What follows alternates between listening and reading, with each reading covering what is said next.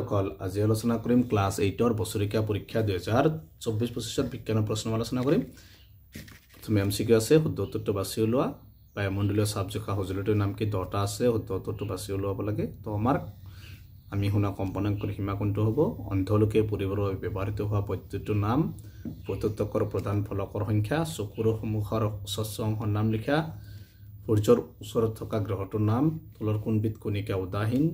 ভাৰতত কলচী উদ্ভিদ প্ৰাকৃতিক পৰিৱেশত পোৱা ঠাই হল চিপকো আন্দোলন ক'ত হৈছিল তাৰপিছত বা তলত দিয়া ভিতৰত কোনটো সেউজগৃহ গেছ নহয় অতি সমুদ্ৰ লিখা ইয়াত আছে 10টা কোৱেশ্চন আছে 10 মাৰ্ক আছে সবা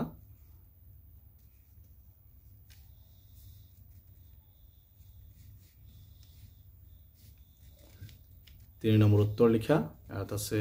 10টা আছে 2 মাৰ্ক কৰি বিলা তো 20 মাৰ্ক আছে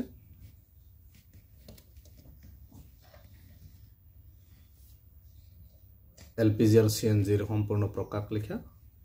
এটা সবা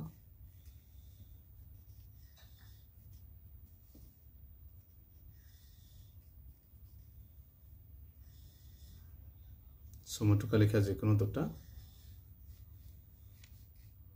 এসিড বৰষুণ কেনেদৰে সৃষ্টি হয় এই আমাক কেনেদৰে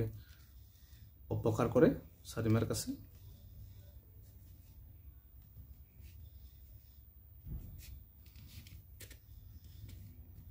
আটাইতকৈ কম প্ৰদূষিত পেট্ৰলজাত ইন্ধনটো হল কি হ'ব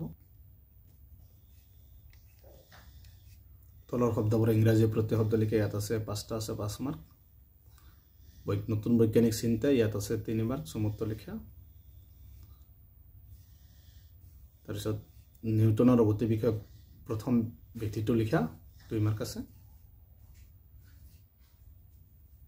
ঠিক আছে ক্লাস 8 বিজ্ঞানৰ হৈ যাব বছৰিকা পৰীক্ষাৰ প্ৰশ্নমতে আজি ভিডিঅ' দেখিনি